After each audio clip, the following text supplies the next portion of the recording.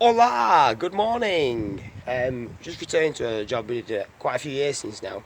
A friend of mine's 50th, so I thought, what could I have as a fitting gift? So I had this piece of slate lying around in the yard. Normally I'd gone for infill or some hardcore, gone to waste really, so I don't like waste. I thought we could reuse whatever we can. So I thought, oh, perfect. Carve a nameplate for the property. So this piece of slate, there's years of scrapes and bashes and dings in it, and I think that just adds to the effect really. It's a lot more difficult to carve older stone because the pores in the stone have closed up.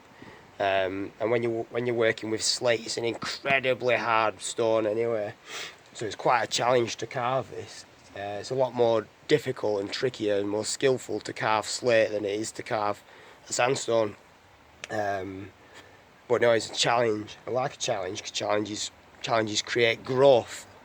Um, so we've got like a real nice scripty sort of 8 in it. Made that a bit larger than the Bright Street. Um, and then the Bright Street is real fine script. These, like I say, it's quite difficult to carve because it is so hard. You tend to find that when you're carving slate, you can't just get as tight and as clean a cut as you can with sandstone. Bits tend to spelch off, so it was like smaller taps, tap, tap, tap, tap, tap, tap, instead of tap, tap, tap. As usual with the stone carving, the letter carving, sorry, we go for like a real nice 90-degree indentation because that makes the letters stand out from the stone, make it as prominent as possible.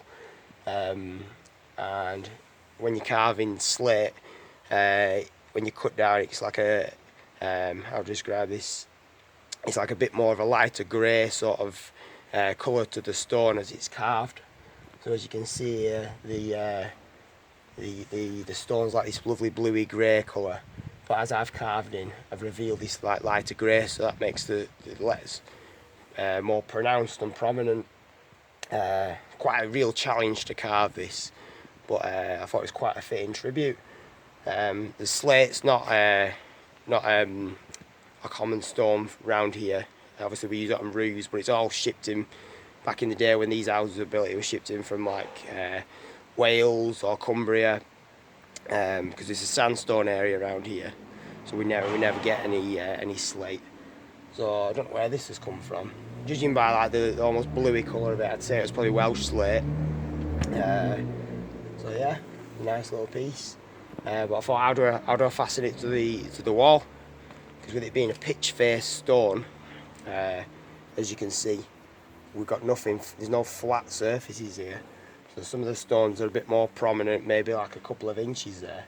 So I've sat it off on some spacers, screwed it into the wall, and then to disguise the screw heads, we put these little plastic silver caps on it.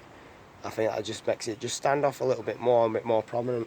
Beautiful piece. I like this little flaw in the stone here. There's nothing we could do about that. It's just the way that Mother Nature has created and moulded this stone. Some quarrymen's like rived it out, split it. It's been led around for years. It might have been down somewhere, down as a flag or anything really. I've come across it, made another use for it. It's beautiful piece. The client was over the moon with it. I love that ring of slate. What a loser. Right, anyway, that's just a little piece. I just thought I'd put that, I'll let you have a look at that, see how we do it and what have you. So, right, it's the sun's shining, so I think I'm going to go for a little wander somewhere, go for a little chill out.